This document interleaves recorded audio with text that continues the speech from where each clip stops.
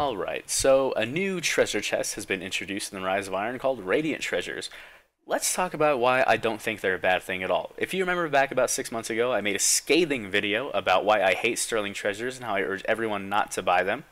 And I really think Bungie learned their lesson. Because let's look at the contents of each box. When you look at a Sterling treasure chest, what did it have? It had mainly armor drops. And what was so bad about armor drops being in those boxes? It was the fact that you could buy endless amounts of boxes if you had enough money.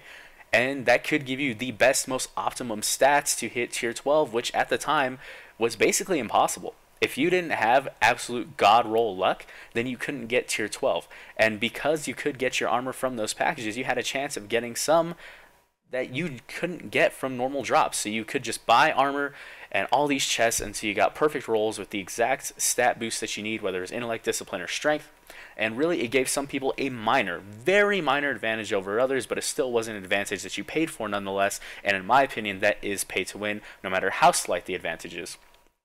But let's look what's inside the Radiant Treasure drop rate. Of course, the main draw being weapon ornaments. What do weapon ornaments do to your weapons? They make them look different. That's it.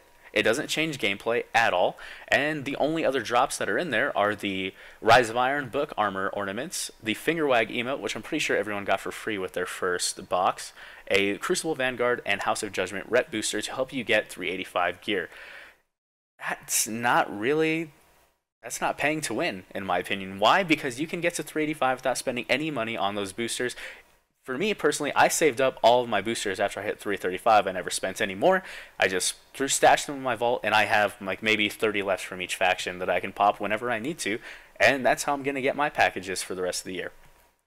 It's just, I really think they learned their lesson, and I do agree, I will concede the fact that the Silver Dust economy is a bit rough right now. I think someone mentioned you get 5 for dismantling, but some take 5 to equip, and in your Rise of Iron book you get 1 Days of Iron ornament, and some armor pieces take 2 or 3, so I think that is a little bit weird.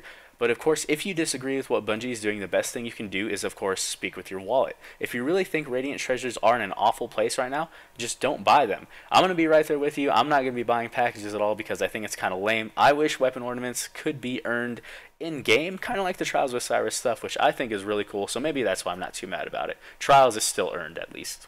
But that's all for the video today, guys. Let me know your opinions on Radiant Treasures down below, and I'll see you again soon. Thank you.